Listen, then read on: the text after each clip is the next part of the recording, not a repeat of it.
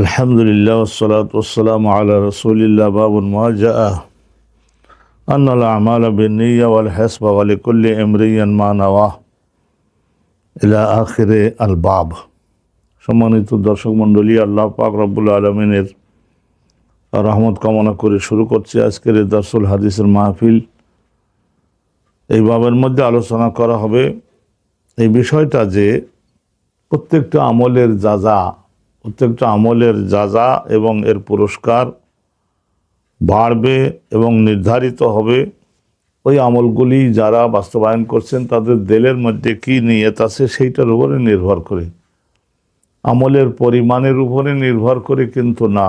আখিরি জামানার এই যুগের মানুষদের আল্লাহ রাব্বুল আলামিন হায়াত দিয়েছেন কমিয়ে, তাইলে এই পরিস্থিতিতে তাদের লক্ষ লক্ষ বছরের জান্নাত, লক্ষ লক্ষ বছরের জাহান্নাম কোন আইনের ভিত্তিতে দিবেন?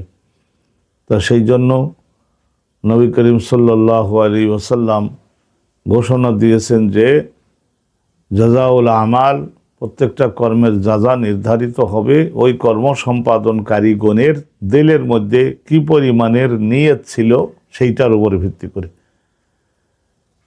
আল্লামা বদরুদ্দিন আইনি রহমাতুল্লাহি আলাইহি তিনি এর এক্সাম্পল দিয়েছেন যে একজন ব্যক্তি 25 বছর বয়সে রাস্তার দুর্ঘটনায় তার মৃত্যু হলো, অথচ তার মনের মধ্যে নিয়ত ছিল যে আল্লাহ তাআলার ইবাদত তিনি করবেন, 100 বছর হায়াত দিলে আল্লাহর পছন্দের কাজগুলো করে দেখাবেন তিনি। তো অনুরূপভাবে আল্লাহ যদি আরও হায়াত দিতেন তাহলেও ওইভাবে নেক আমল করতেন। তো এই যে দিলের মধ্যে আল্লাহর ইবাদত করবার যে নিয়তটা, এই নিয়তটার উপরে ভিত্তি করেই ধরে নেবেন যে আমি যদি তাকে 1000 বছরের হায়াত দিতাম তাহলে 1000 বছর পর্যন্ত সে আমার পছন্দের ইবাদতগুলো করতো। তো সেই হিসেবে এই লাখ লাখ বছরের ইবাদতের সওয়াব আল্লাহ জান্নাতে তাকে দান করবেন। অনুরূপভাবে যে পাপের সাইডে, এইভাবে আমাদেরকে বুঝে নিতে হবে। এই বাবের মধ্যে আলোচনা করবেন মা যা কোরআন হাদিসে কি উল্লেখ হয়েছে, আন্নাল আমাল বিন্নিয়াহ, যে জাযাউল আমাল, প্রত্যেকটা আমলের কর্ম নির্ধারিত হবে বিন্নিয়াহ, ওই বেনিয়াতুল আমিলিন, ওই আমলকারীগণের দিলের সংকল্পের উপরে ভিত্তি করে। ওয়াল হেসবা, আর হেসবা শব্দের অর্থ হলো আল্লাহ পাক রব্বুল আলামিনের নিকট থেকে সওয়াবের প্রত্যাশা করেছিল কি করে নাই সেইটার উপরে ভিত্তি করে। আর এই সম্পর্কে আল্লাহ রসুলের আর একখানা ওই বক্তব্যেরই শেষের অংশ, ওয়ালিকুল্লি ইমরিইন মা নাওয়া, ওয়ালিকুল্লি ইমরিইন মা নাওয়া, প্রত্যেক ব্যক্তি পুরুষ বা মহিলা তার কর্মফল হিসেবে সেইটাই নির্ধারিত হবে মা নাওয়া, যে বিষয়টার নিয়ত এবং সংকল্প সে দিলের মধ্যে রেখেছিল সেইটার উপর ভিত্তি করে। মা নাওয়া, হিজরত করে মক্কা থেকে মদিনাতে গেলেন, অনেকেই হিজরত করে মক্কা থেকে মদিনাতে গেলেন, কিন্তু দেখা গেল তাদের এই হুকুম তো আল্লাহর মানলেন, তারা তো আল্লাহ তাআলার হুকুম তো মানলেন, মক্কা থেকে মদিনাতে গেলেন, কিন্তু দিলের মধ্যে নিয়ত হলে ওখানে গেলে চাষের জমি পাবো, ব্যবসার পুঁজি পাবো, বসবাসের ঘর বাড়ি পাবো, সকলে চান্দা পাঠা তুলে কোনো বিবাহ শাদী করিয়ে দিবে এবং নিরাপত্তা দিবে। মদিনার সীমানার মধ্যে জনগণ সকল সাইড দিয়ে নিরাপত্তা দিবে, এইসব জাগতিক সুবিধা পাওয়ার নিয়ত করে মক্কা থেকে মদিনাতে গেছে। ফলে কথা সেইটাই তো সে পাবে, কিন্তু হিজরতের মাধ্যমে রসুলুল্লাহর হাতের শক্তি বৃদ্ধি করব, রসুলুল্লাহর হাতের বাহুর শক্তি বৃদ্ধি করব এবং মুসলমানগণ জামায়াত বন্দী হয়ে বিরাট একটা শক্তিতে পরিণত হয়ে ইসলামের বিষয়গুলির প্রসারে ভূমিকা রাখব, দাওয়াতে প্রসারের মাধ্যমে আরও হাজারো লক্ষ লোকের নিকটে পৌঁছাবো এই বিষয়গুলি, সকলেই সেটা গ্রহণ করবেন, এই সমস্ত সংকল্প না, তার দিলের নিয়ত যা সেইটাই পুরস্কার হবে। তো এখান থেকে দেখা যাচ্ছে যে জগৎ কামাইয়ের উদ্দেশ্যে হিজরত করেছে, কোনো পুরস্কার হলো না, ইখলাস না থাকবার কারণে।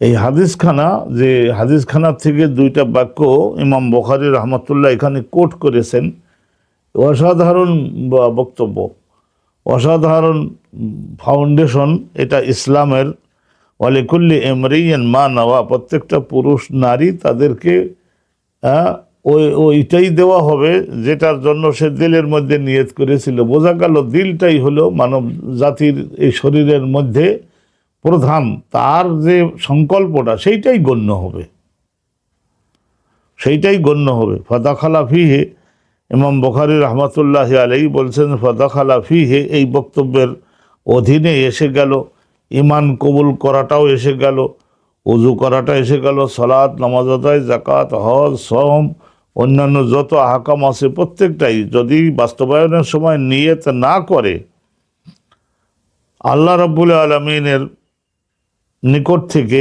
পুরস্কার পাওয়ার নিয়ত যদি না থাকে, তার প্রবল ইচ্ছা যদি না থাকে, তাহলে সেইটা কোনো পুরস্কার হবে না এবং সেই ইবাদতটার যাজা আল্লাহ দিতে বাধ্য থাকবেন না। আল্লাহ পাক রব্বুল আলামিন রহমত করুন। আল্লাহ পাক রব্বুল আলামিন এখানে হজরতে ইমামে আজম আবু হানিফা রহমতুল্লাহ এবং আরও বহু সংখ্যক আলেম ওলামাগণ অবশ্য বলেছেন যে কিছু আমল এমন আছে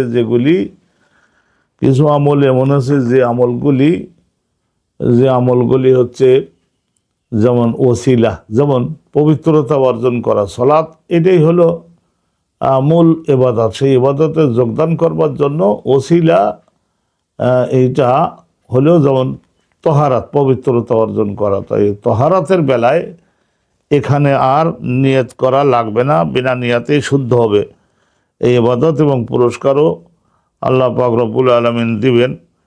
এই একটা মাসালা, কিন্তু হযরত ইমাম বুখারী রহমতুল্লাহি আলাইহি তিনি এই মাসালাটার সঙ্গে ইখতিলাফ করছেন এবং তিনি বলছেন যে এটা কাপড় পরিষ্কার করবার জন্য যদি কেউ কাপড় ধৌত করে তাহলে নিয়ত করে নেই, কাপড় পরিষ্কার করবার নিয়ত করে নেই কিন্তু ধৌত করেছে, তাহলে পবিত্র হয়ে যাবে নিয়ত ছাড়াই। ওয়াকাল আল্লাহ তাআলা, আল্লাহ পাক রব্বুল আলামিন কোরআন শরীফে বলেছেন, কুল, রসুল আপনি জানিয়ে দিন, কুল্লু ইয়ামালু আলা শাকিলাতিহি, প্রত্যেকটি ব্যক্তি, কুল্লুন প্রত্যেকটি ব্যক্তি, পুরুষ বা মহিলা, ইয়ামালু জগতে আমল করছে, আলা শাকিলাতিহি তার নিজের নিয়তের উপরে ভিত্তি করেই।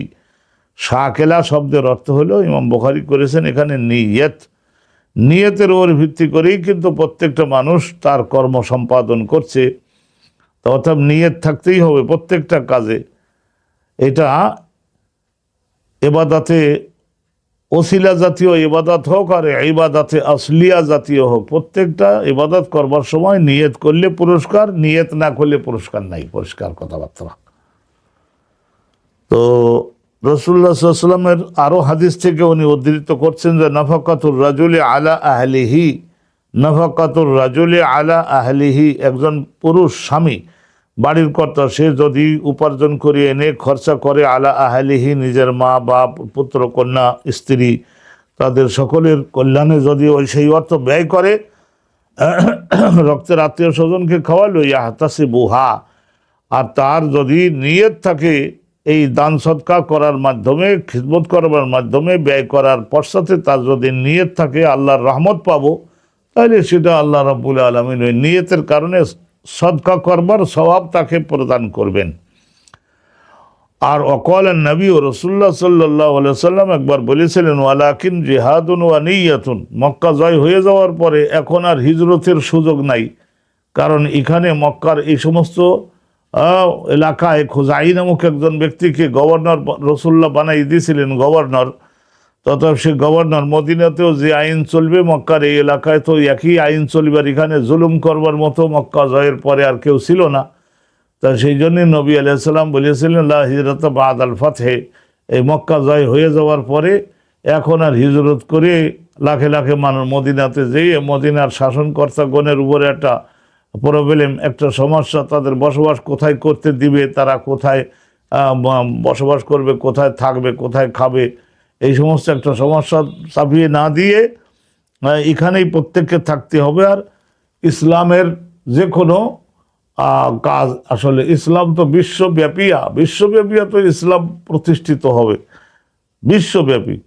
তাহলে জিহাদ করতে হবে অনেক জায়গাতে, জিহাদ করতে গেলে জেহাদের দলে যোগদানের জন্য দাওয়াত দেওয়া হবে, হিজরত করলেও যে স্বভাব, ওই জেহাদে গেলেও তো একই স্বভাব। তো রসুল্লাহ বলেছিলেন এখন থেকে আর হিজরত বন্ধ হলো, মক্কা থেকে হিজরত বন্ধ হলো বলতে ওই শুধু মক্কা ওই এলাকা থেকে হিজরত করে এখন আর মদিনায় যাওয়ার আর সুযোগ নাই, কারণ এখানেও যে শাসন ওখানেই একই শাসন।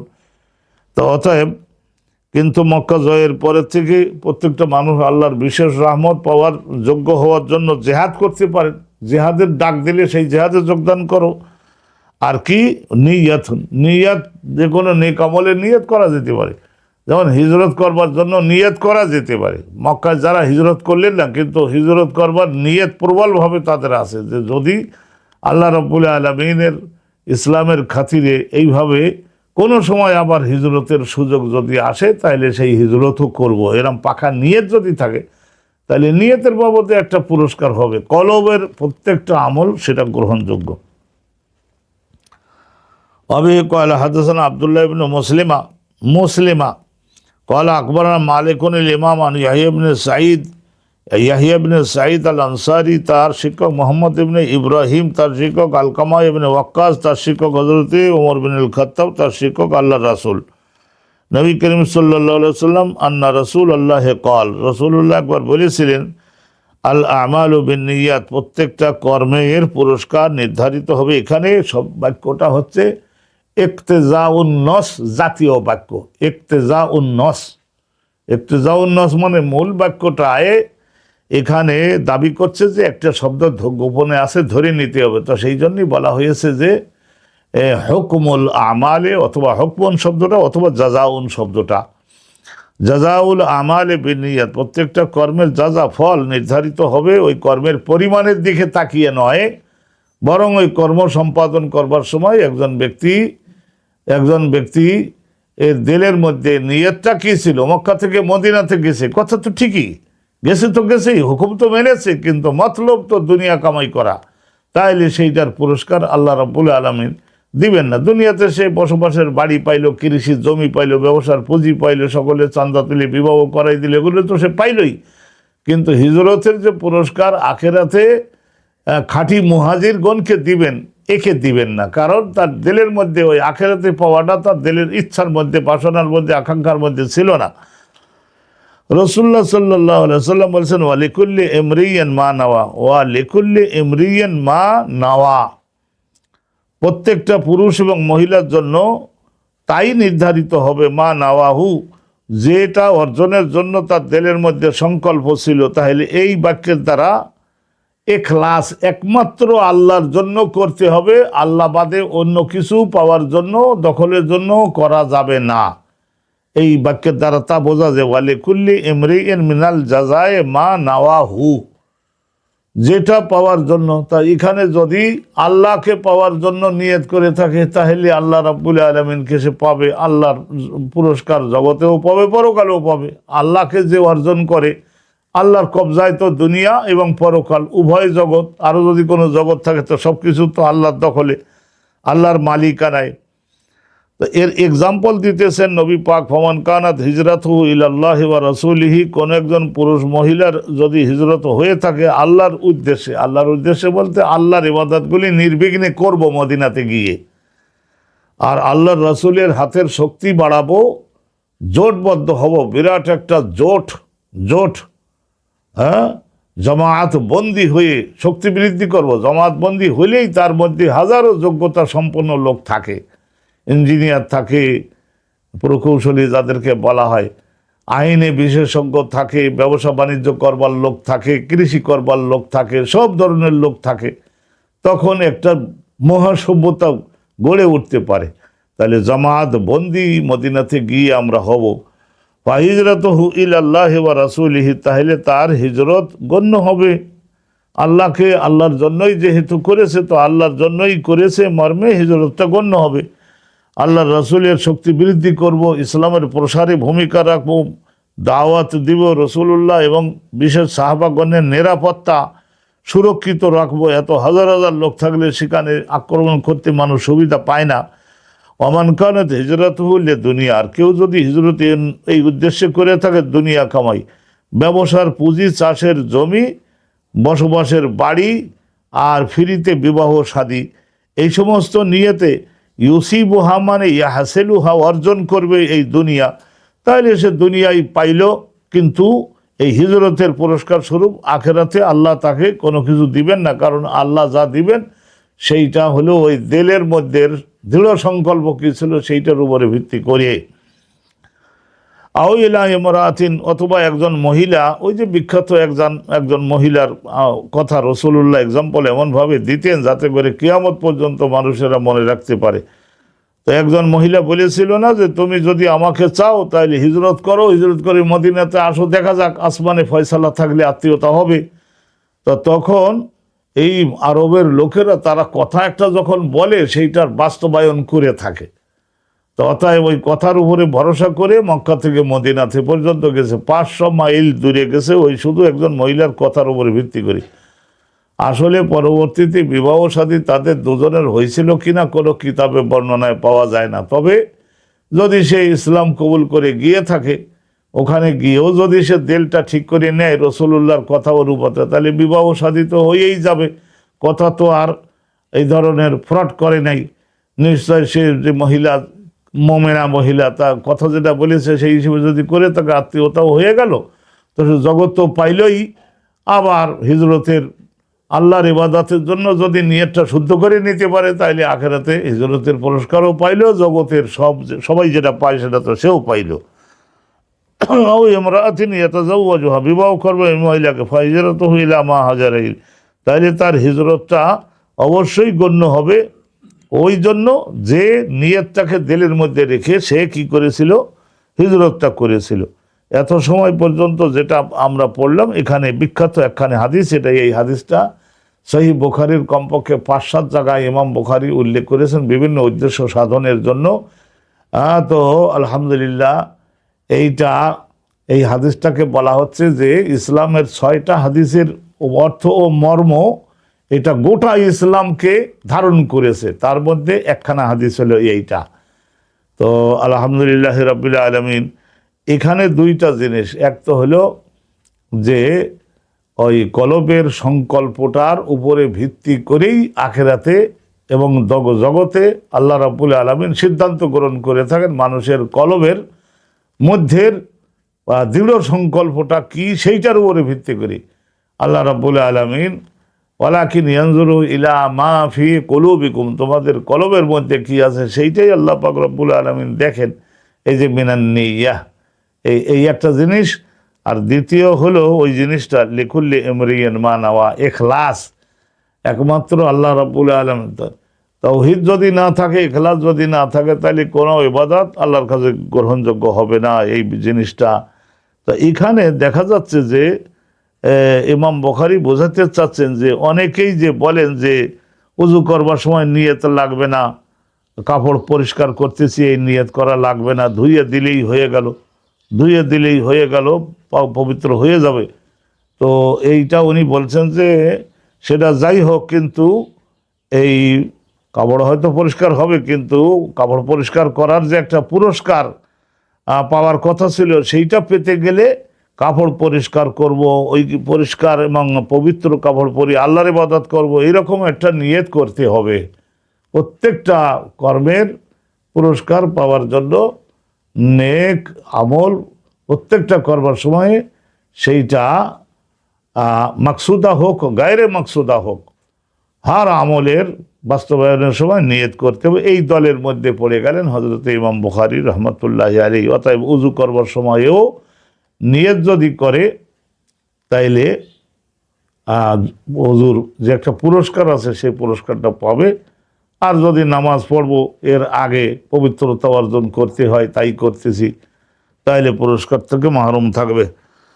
أبي قال حدثنا حجاج بن منهال قال حدثنا شعبة قال أخبرني عدي بن ثابت قال سمعت عبد الله بن يزيد عن أبي مسعود الأنصاري عن النبي صلى الله عليه وسلم আমরা শুনলাম قال إذا أنفق الرجل على أهله, একজন পুরুষ লোক যদি সে উপার্জন করে এনে তার নিজের স্ত্রী, তার নিজের বুড়ো বুড়ি মা বাপ এবং তার পুত্র কন্যা তাদের সকলের কল্যাণে খেদমতে কাপড় চোপড় কিনে আনলো, খাবার কিনে আনলো, চিকিৎসার খরচ দিল এবং বাসা ভাড়া দিল, ওই সময় লেখাপড়ায় ব্যয় করলো যদি করে, ইয়াহতাসিবু হা, তাহলে সে যদি আল্লাহর পক্ষ থেকে এই সমস্ত কাজ করবার সময় আল্লাহর কাছ থেকে পুরস্কার পাবো, এইটা যদি মনের হিসাবের মধ্যে ভালোভাবে পাকাপাকি রেখে যদি করে, আল্লাহ নবী জানিয়েছেন এই নিয়তটা করবার কারণে ফাহিয়া লাহু সাদাকাহ, এই ব্যয় করাটা তার জন্য আল্লাহর জেহাদের রাস্তায় দান সদকা করবার যে স্বভাব, এই পরিবারের সদস্যদের লালন পালন করেছে, কিন্তু এখানেও তাকে সেই স্বভাবই দেওয়া হবে ওই নিয়তের কারণে। নিয়তের বিষয় আমাদেরকে আহ্বান জানাচ্ছেন ইমাম বুখারী রহমতুল্লাহ আলাইহি।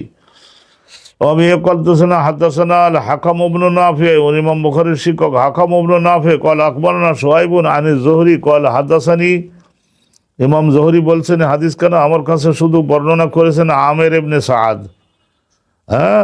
আমের ইবনে সাদ, আমের, এই আমেরের বাপের নাম ছিল সাদ ইবনে আবি ওয়াক্কাস, বিখ্যাত সাহাবী আমের ইবনে সাদ আন সাদ ইবনে আবি ওয়াক্কাসিন আন্নাহু আখবরাহু, আর বাপ ওনাকে জানিয়েছেন আন্না রাসূলুল্লাহ, নিশ্চয় নবী করিম সাল্লাল্লাহু আলাইহি ওয়াসাল্লাম কাল, রাসূলুল্লাহ সাল্লাল্লাহু আলাইহি ওয়াসাল্লাম বলেছিলেন একবার, ইন্নাকা, নিশ্চয় তুমি, ওহে সাদ ইবনে আবি ওয়াক্কাস, তুমি লান তুনফিকা নাফাকাতান, এখানে তুমি বলতে ওনাকে, আর শুধু ওনাকে উদ্দেশ্য না, জগতের সমস্ত ইমানদারদেরকে বোঝানোই উদ্দেশ্য আল্লাহ নবীর। ইন্নাকা লান তুনফিকা নাফাকাতান, নিশ্চয় তুমি যে ব্যয় অর্থকড়ি খরচ করো, তাবতাগি বিহা ওয়াজহাল্লাহ, তুমি যদি সন্ধান করো, অর্জন করবার চেষ্টা করো ওই ব্যয়ের মাধ্যমে আল্লাহ রাব্বুল আলামিনের মুখ, আল্লাহর মুখ বলতে আল্লাহর সত্তাকে জয় করবার জন্য যদি তুমি চেষ্টা করো, আনন্দিত করে খুশি করবার চেষ্টা যদি করো, ইল্লা উজরতা আলাইহা, তাহলে ওই ব্যয়ভূষণ যেটা তুমি করলে তার উজরাত, যদিও তোমার রক্তের মা বাপের জন্য ব্যয় করলে, স্ত্রীর জন্য ব্যয় করলে, যে স্ত্রী তোমার সংসারে কাজ করে দিতেছে তার জন্য ব্যয় করলে, পুত্র কন্যা আল্লাহর কাছ থেকে সেগুলি তো তুমি দাবি করে আনছো, তো তাদের কল্যাণে ব্যয় করলে ভবিষ্যতে তারা তোমার, তাহলে তারপরেও তোমাকে আল্লাহ দান করবার স্বভাব দিয়ে দিবেন।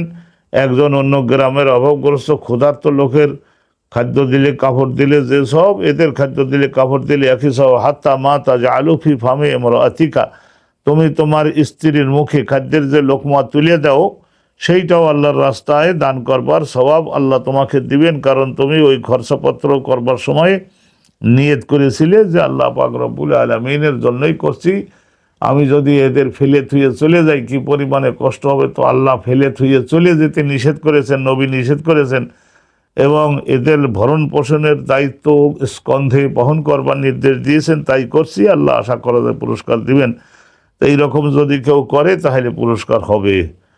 আলহামদুলিল্লাহ রাব্বিল আলামিন। প্রত্যেকটা জিনিস করবার সময়ে প্রত্যেকটা আমলের যা নির্ধারিত হবে, ওই আমলগুলি বাস্তবায়নকারীগণের দিলের সংকল্পটার উপরে নির্ভর করে কিয়ামতের মাঠে ওইগুলি দেখেই তো 25 বছর বয়সে মারা গেছে, কারণ 15 বছর বয়সে বালেগ হলো আর 25 বছর বয়সে মারা গেল, 25 বছর বয়সে মারা গেল, তাইলে এখানে ক বছর হলো? 10 বছর।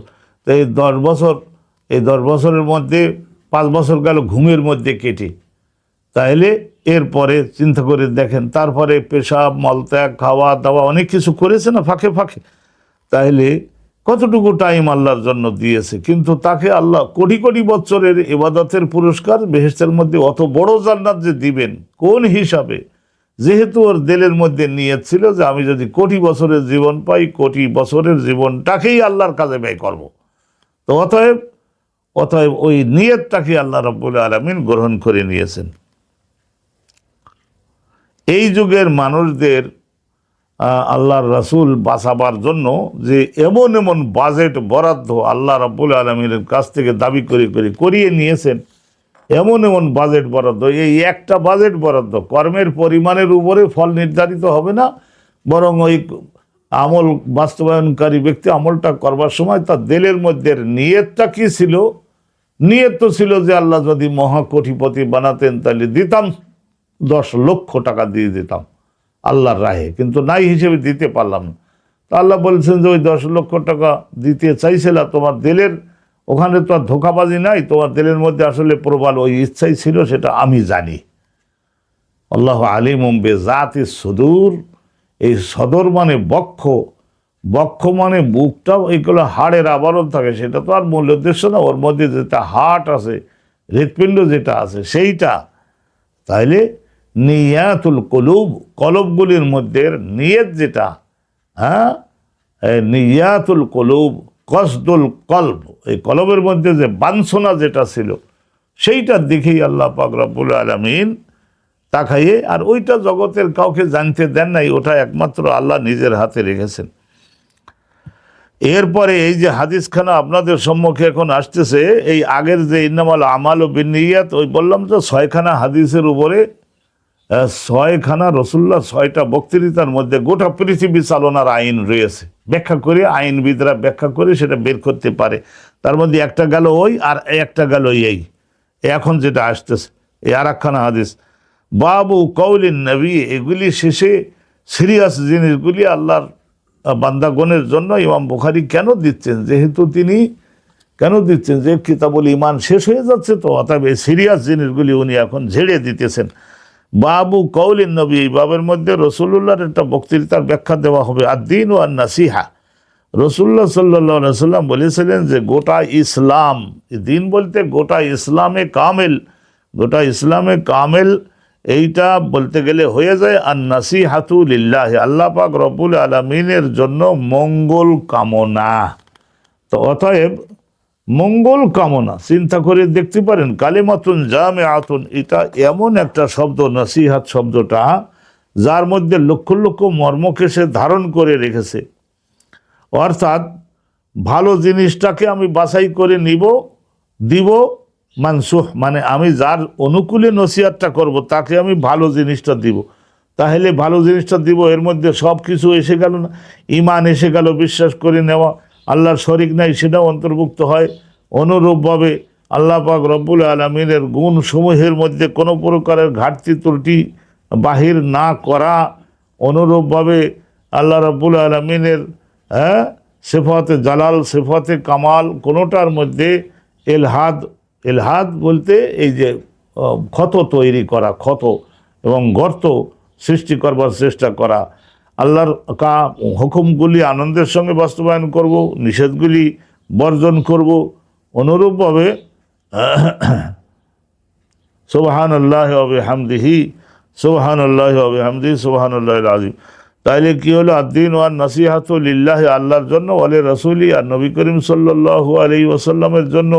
অনুরূপভাবে রসুলুল্লাহকে রাসূল হিসাবে, নবী হিসাবে বিশ্বাস করা, তিনি খাতামুন নবীন সেটাও বিশ্বাস করা, আর যত জিনিস তিনি বহন করে এনেছেন সব জিনিসগুলির প্রতি এটা মঙ্গলজনক, এইটা অসাধারণ মঙ্গলজনক উপকার হিসাবে বিশ্বাস করা। অনুরূপভাবে তার নির্দেশসমূহ আনন্দের সঙ্গে বাস্তবায়ন করা, নিষেধসমূহ আনন্দের সঙ্গে বর্জন করা।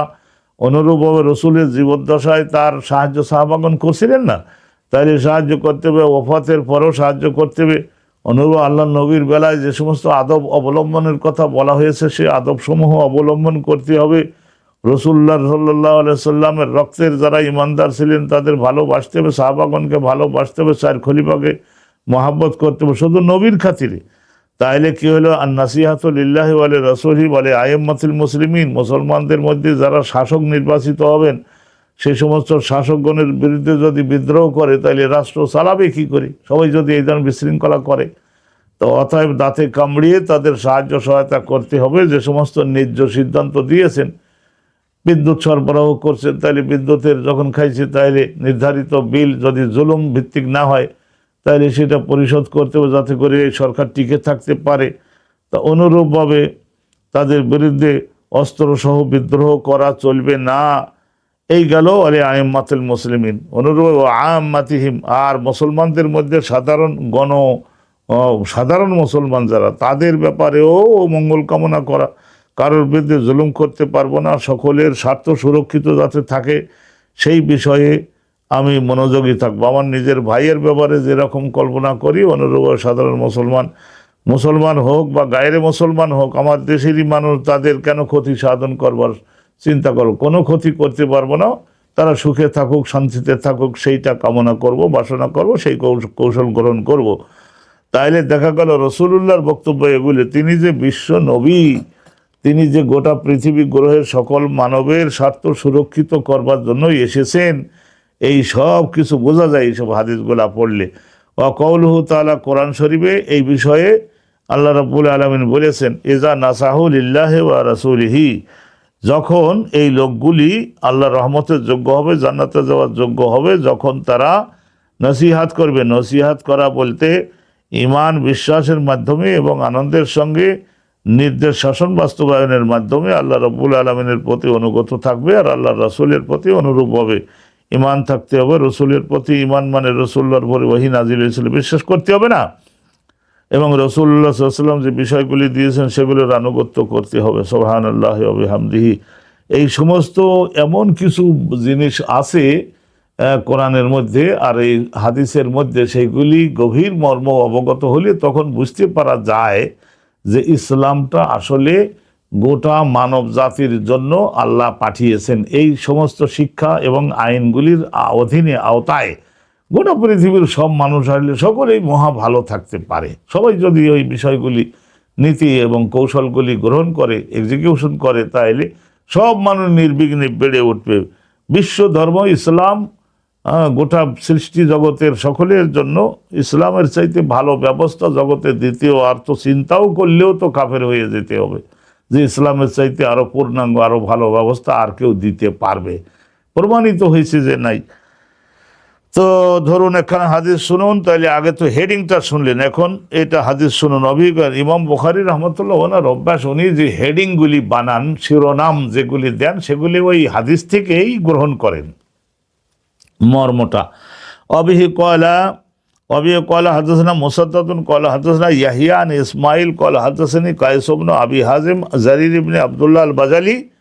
হযরত জারির ইবনে আব্দুল্লাহ আল বাজালি জুনিয়র বয়সের সাহাবী ছিলেন, ধরিয়ে নেন 18 থেকে 22 বা সর্বোচ্চ 25, এইরকম সময় আল্লাহ নবীর হাতে ইসলাম কবুল করছিলেন উনি, অনেক সৌভাগ্যবান। কলা, তিনি বলছেন যে বায়াতু রাসূলুল্লাহ, রসুলের হাতে হাত দিয়ে, লোকজন কম থাকলে নবী পাক এইভাবে হাতের মধ্যে এরকম হাত দিয়ে বায়াত করতেন আর মুখের দিকে তাকিয়ে এমনভাবে কথাগুলি বলতেন কলিজা পর্যন্ত পুড়িয়ে বেরেন পুড়িয়ে আল্লাহর নূর বসে যেত। বায়াতু রাসূলুল্লাহ, আল্লাহর রসুলের হাতে হাত রেখে আল্লাহ নবী এই জগতের সমস্ত পুরুষদের যখন বায়াত করতেন তো হাতে হাত দিয়ে বায়াত করতেন, আর মহিলারা যদি হয় তাহলে ওই তাদেরকে সামনে বসাইয়ে তারপরে নবী পাক সাল্লাল্লাহু আলাইহি সাল্লাম শুধু বাক্যগুলা তাদের পাঠ করাতেন।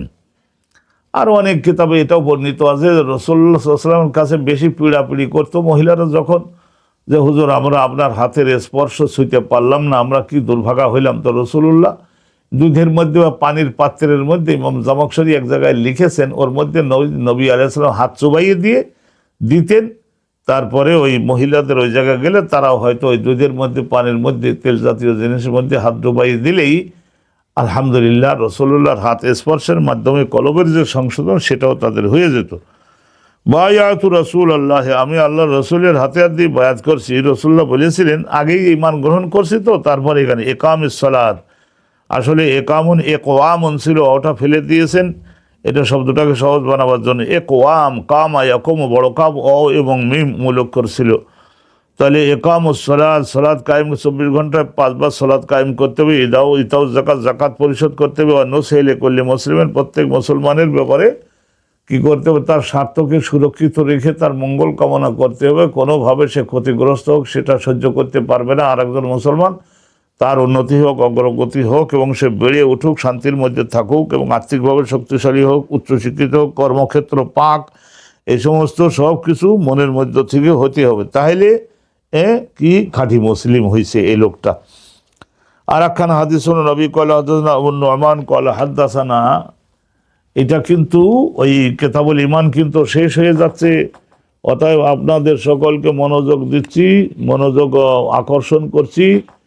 তাইলে এখানে দেখুন এই যে হাদাসানা আবু নুআমান, ইমাম বুখারীর শিক্ষক আবু নুআমান কলা হাদাসানা, তার শিক্ষক আবু নুআমানের শিক্ষক আবু আওয়ানা, তার শিক্ষক জিয়াদ ইবনে আলাকা, তিনি বলছেন যে সামাইতু জারির ইবনে আব্দুল্লাহ, জারির ইবনে আব্দুল্লাহর এই বক্তৃতাটা আমি নিজে শুনেছি। সাহাবী জারির ইবনে আব্দুল্লাহ আল বাজালি, উনি এই বক্তব্যটা কবে দিয়েছিলেন? বসরার গভর্নর হয়েছিলেন মুগীরা বিন শুআবা, হযরত মুগীরা বিন শুআবা, উনি হযরতে মুগীরা বিন শুআবা রাদিয়াল্লাহু তাআলা আনহু, উনি মারা গেলেন। ও খন্দকের খন্দকের যুদ্ধ চলেছিল না হিজরি ৫ম সালে, ওই সময়ে উনি হ্যাঁ উনি হয়েছিলেন, ইসলাম কবুল করেছিলেন। উনি ইসলাম কবুল করেছিলেন ওই যে খন্দকের যুদ্ধের ওই বছরে আসলামা ইসলাম কবুল করেছিলেন আমাল খন্দক। ওয়ামাতা বিল কুফা ফিত তাউন। আর এই যে ডায়রিয়া, কলেরা মহামারী, এই জাতীয় একটা ব্যাধি ব্যাপকভাবে ছড়াইয়ে পড়ছিল একবার, ওই কুফাতে ওনার মৃত্যু হয়েছিল হিজরি ৫০। তো উনি বসরা নামক দেশের মধ্যে উনি গভর্নর হয়েছিলেন, তখন উনি অর্থ মন্ত্রণালয় প্রতিষ্ঠা করেছিলেন। তার পরবর্তীতে ওনার কুফারও ওয়ালি বানানো হয়েছিল, হজরতে আমির মুয়াবিয়া বানাইছিলেন। কিন্তু হজরতে ওমর বিনিল খাত্তাব, হজরত ওমর বিনিল খাত্তাব রাদিয়াল্লাহু তাআলা আনহু, হজরত ওমর বিনিল খাত্তাব রাদিয়াল্লাহু তাআলা আনহু, উনি ওনাকে বসরার গভর্নর বানাইছিলেন। তো হজরত ওমর যাকে বসরার গভর্নর বানিয়েছেন, পরবর্তীতে হজরতে আমির মুয়াবিয়া উনিও তাকে ওই বসরা ছাড়াও ওই কুফারও দায়িত্ব ওনাকে দিয়েছিলেন। তো সেই হিসেবে অনেকেই হজরতে মুগিরা বিন শুবা সম্পর্কে বিভিন্ন ধরনের ব্যাখ্যা বিশ্লেষণ দিয়েছেন।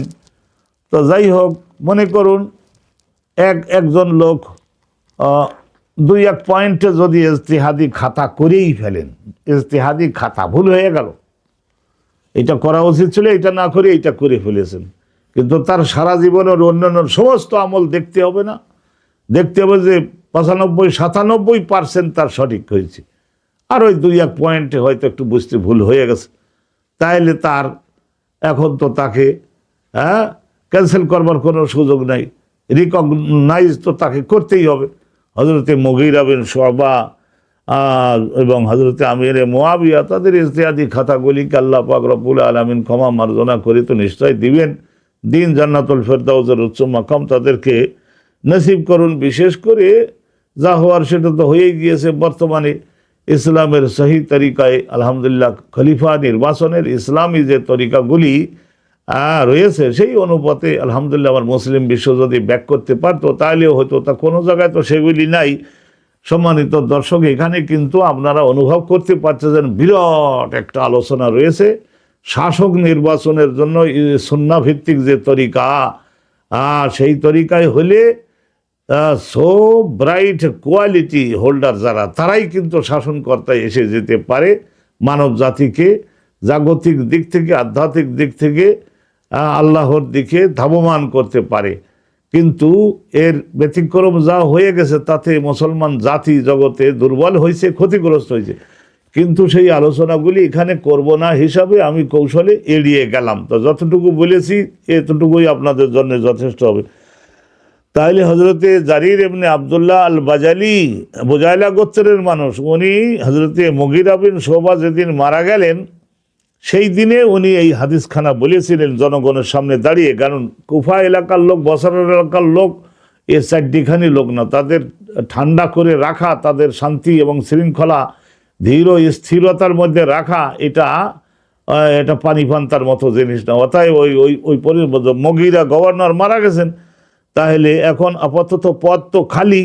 তাহলে এই পরিস্থিতিতে হজরতে জারির ইবনে আবদুল্লাহ আল বাজালি উনি দাঁড়িয়ে জনগণকে এই বক্তব্য দিয়েছিলেন কুফার ওই বড় মসজিদে। ফাহামেদ আল্লাহ, দাঁড়াইয়ে আল্লাহ রাব্বুল আলামিনের গুণগান বর্ণনা করলেন। ওয়াসনা আলাইহি, আল্লাহ রাব্বুল আলামিনের সানা শব্দের শাব্দিক অর্থ হলো আল্লাহ যে সমস্ত পবিত্র গুণসমূহের অধিকারী, সেই গুণসমূহ কতকগুলি বর্ণনা করে দেওয়া উচিত।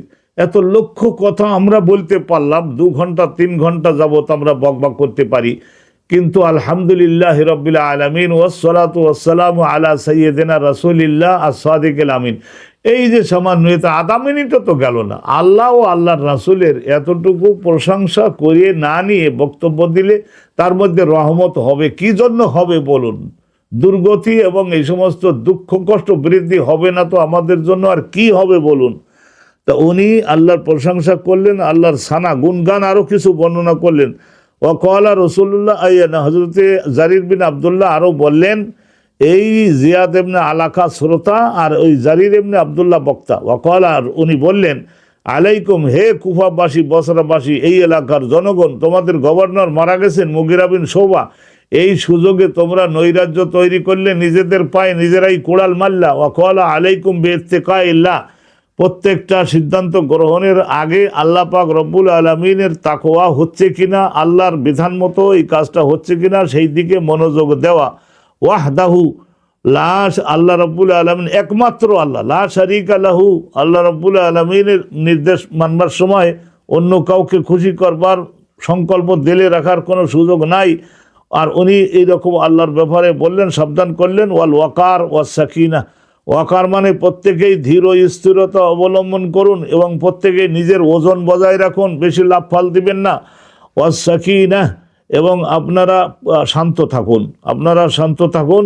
এই কিছুক্ষণের মধ্যেই, হাত্তা ইয়াতিয়াকুম আমির, কিছুক্ষণের মধ্যেই আপনাদের যে একজন আমির মারা গেছেন, নিশ্চয় কিছুক্ষণের মধ্যেই আবার নতুন আমির আসবেন, নতুন আমির আসবেন। তো নতুন আমির কেডা? ওই নতুন আমির হলো, উনি মনে করেছিলেন উনাকেই হয়তো পরিস্থিতি সামাল দেওয়ার কারণে জারির ইবনে আব্দুল্লাহ ওনাকেই হয়তো বা আমির দেন কিনা, আমিরে মুআবিয়ার পক্ষ থেকে। তাহলে উনি বলেছেন, ফাইন্নামা ইয়াতিকুম আলান, দেরি হবে না, দেরি হবে না, তোমাদের শাসনকর্তা নিউ, যিনি, তিনি খুব শীঘ্রই আসবেন, এখনই আসবেন এবং তিনি তোমাদেরকে মঙ্গলের পথে পরিচালনা করবেন। তো কিতাবে আছে যে ওনার মনে ছিল এই ধরনের, কিন্তু তা হলো না। সুম্মা কয়লা, তা পরবর্তীতে ওই অন্যকে দিয়েছিলেন ওই জিয়াদ। সুম্মা কয়লা, অতঃপর উনি বললেন, হজরতে জারির ইবনে আব্দুল্লাহ বললেন, ইস্তাফুলে আমিরুকুম, তোমরা তোমাদের, ইস্তাফুলে আমিরুকুম, তোমাদের এই যে শাসনকর্তা যিনি ছিলেন মারা গেছেন মুগিরা বিন শুবা, ওনার জন্য আল্লাহর কাছে আপনারা ক্ষমা প্রার্থী হন। ওনার জন্য যদি কিছু ভুল ত্রুটি, দেশ শাসন করতে গেলে 16 আনা দুধে ধোয়া, এরকমভাবে দেশ শাসন হয় না, একটা সামান্য সংসার চালাতে গেলে তাই কত ভুল ত্রুটি হয়ে পড়ে। তো অতএব আপনারা যদি কিছু ভুল ত্রুটি হয়ে থাকে, ওনার তো আল্লাহর কাছে ক্ষমা চান। ফাইন্নাহু কানা ইউহিব্বুল আফওয়া, নিশ্চয় তিনি সারা জীবন ক্ষমা মার্জনার নীতিতে সকলকে দেখে গেছেন। অনেক মানুষ ভুল করে ফেলে নাগরিক, কিন্তু শাস্তি দিলে দেওয়া যায়, সব শাস্তি তিনি বাস্তবায়ন করেননি। অনেক জায়গায় চোখের ইশারায় বলেছেন, সরে পড়ো, দৌড়েই পলাই যাও, তাইলে বলবো যে পলাই গেছি, আর ধরে আনার দরকার নেই, এরম করে করে দিতেন পার করে। তাইলে কানা ইউহিব্বু আল আফওয়া, ক্ষমা মার্জনার নীতিতে তিনি দেশ চালাইছিলেন। সুম্মা কয়লা, অতঃপর তিনি ওই বক্তব্যের শেষের দিকে এই কথাটা উনি বর্ণনা করেন। সুম্মা কল, অতঃপর উনি জনগণকে অ্যাড্রেস করবার পরে তারপর বলেছিলেন, আম্মা বাদ ফাইন্নি আতাইতুন নবিয়া, আমি একবার রসুল্লাহ দরবারে গিয়েছিলাম। কুলতু, যেই বললাম হুজুর ইসলাম কবুল করব, আপনার হাতটা একটু ধরবো, আপনার হাত ছুঁয়ে একটু বয়াত করবো, আনুগত্যের শপথ করবো, নিজেকে বিক্রি করে দেবো আল্লাহর আইনের নিকটে। সারাতা রসুল্লাহ মুস্কি এসে বললেন, হে জারির ইবনে আব্দুল্লাহ, তাইলে কন্ডিশন একটা আছে যে। তা বললাম, কন্ডিশন বলেন। সে কন্ডিশন তো মানতেই হবে, ইসলাম কবুল করা মানে তো ঘাড়ে জোয়াল নেওয়া এবং শিঙে দড়ি নেওয়া, ঠ্যাঙে এইভাবে দড়ি নেওয়া, তো দেন। ফাসারাতা আলাইয়া, রসুল্লাহ বললেন, অন্য সাহালে করলে মুসলিমিন, তা প্রত্যেকটা মুসলমান, বিশেষ করে গায়রে মুসলমান সবাই অন্তর্ভুক্ত আছে, সকলের মঙ্গল কামনা যে করতে হবে, কারোর তো ক্ষতি সাধন করতে পারবা না। তাইলে এই সমস্ত রসুল্লাহ বলেছিলেন আমাকে, আর আমি বললাম যে হুজুর আমি ইনশাআল্লাহ তাআলা আল্লাহর মুখের দিকে তাকিয়ে এই সব কিছু বাস্তবায়ন করবো, আপনি শুধু দোয়াটা দিয়ে দেন। ফাবায়াতু, রসুলুল্লাহর হাত ধরে আমি বায়াত করছিলাম, আলা হাজা, এই বক্তব্য মান্য করি। ও রব্বে হাজাল মসজিদ, ওই যে মসজিদের মধ্যে অনুষ্ঠানটা হয়েছিল, সেই মসজিদের অধিপতি আল্লাহ পাক রব্বুল আলামিন। এখানে মসজিদ বলতে কাবা ঘর হতে পারে, মসজিদ বলতে মদিনার মসজিদ হতে পারে, মসজিদ বলতে ওই কুফার ওই বড় মসজিদ হতে পারে, হজরতে আলী যেখানে খুতবা দিতেন। ও রব্বে হাজাল মসজিদ, এই মসজিদের অধিপতি আল্লাহ রব্বুল আলামিন নামের কসম করে বলি, ইন্নী লা নাসিহুন লাকুম, রসুলুল্লাহর ওই শেখানো তরিকা অনুপাতে, হে কুফার লোকেরা, বসরা এলাকার লোকেরা, এই ইরাকের এই সমস্ত লোকেরা, নাসিহুন লাকুম, নিশ্চয় আমি আপনাদের জাগতিক বিষয়েও মঙ্গল কামনা করি, কোনো সন্দেহ নাই। এই মঙ্গল কামনা, কৃষি আপনাদের উন্নতি হবে, কৃষি আপনারা ভালো থাকবেন, কৃষি আপনারা শান্তিপূর্ণভাবে বেড়ে উঠতে পারবেন, এই সব বিষয়ে আমি 16 আনা আপনাদের প্রতি খেয়াল রাখি। তো এই কথাটা উনি বলছিলেন যাতে করে জনসমর্থনটাও ওনার পক্ষে থাকে। আলহামদুলিল্লাহ, যেহেতু আমাদের মঙ্গলের জন্য জীবন দেবে বলতেছে যখন, তাইলে উনি ওই গভর্নর হোক। কিন্তু হযরত আমির মুয়াবিয়া তা ওনারে দেন নাই, হ্যাঁ, তা ওনাকে দেন নাই। তো দিছিলেন কারে? ওই যে জিয়াদের নাপাক জিয়াদ। আস্তাগফিরুল্লাহ আল আজিম আল মাওলাল করিম। আল্লাহ ক্ষমা করুন আমাদের সকলকেই, অনেক সময় আমাদের এদিকে দিকে হয়ে যায়। সুম্মা ইস্তাগফারা, অতঃপর তিনি উনি আল্লাহ রাব্বুল আলামিনের কাছে ক্ষমা চাইলেন মেম্বারে দাঁড়িয়ে। যেহেতু ভাষণটার পরে শেষে আস্তাগফিরুল্লাহ আল আজিম লি ওয়া লাকুম এরা বলতে হয়, খতিব বলে না জুম্মার দিনে খুতবার শেষে বলে না আস্তাগফিরুল্লাহ আল আজিম লি ওয়া লাকুম ওয়া লিজামিল মুসলিমিন মিন কুল্লি যামিন ফাস্তাগফিরুহু, এরম বলতে হয়। এরম বলে ক্ষমা টমা চাইয়ে তারপরে নাজালা নেমে আসছিলেন। তো আলহামদুলিল্লাহ, হযরত ইমাম বুখারী রাহমাতুল্লাহি আলাইহি দেখুন এই কিতাবুল ঈমানটা শেষ করলেন। কৃষি শেষ করলেন কি করে? যে মঙ্গল কামনা করতে হবে এই সৃষ্টি জগতের প্রত্যেকটা সৃষ্টির জন্য।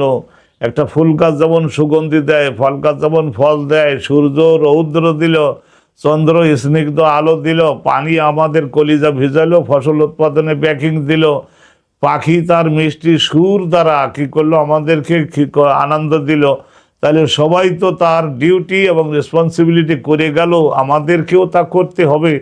হ্যাঁ, দৃষ্টিভঙ্গি প্রসারিত করতে হবে। একটা ভিন্ন কালচার সংস্কৃতির লোক তার সে হতে পারে, কিন্তু সেও যাতে ভালো থাকে, সেও যাতে ভালো খায়, ভালো পরে, ছেলে মেয়ে নিয়ে আনন্দ উল্লাস করতে পারে, শান্তিতে ঘুমাতে পারে, সেই আয়োজন ব্যবস্থা করে দেওয়া।